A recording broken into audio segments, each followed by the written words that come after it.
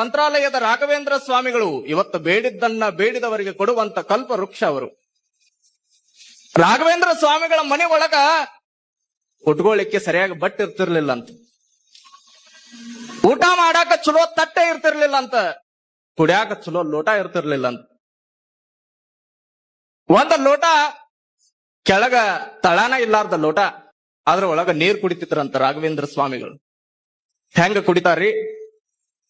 ಆ ಲೋಟ ತಳ ಇಲ್ಲಾರ್ದ ಲೋಟ ಹಿಂಗ ಕೈ ಒಳಗ ಇಟ್ಕೊಂಡು ಅದ್ರ ಒಳಗ ನೀರು ತುಂಬಿಕೊಂಡು ಹಿಂಗ ಕುಡಿಯೋರಂತ.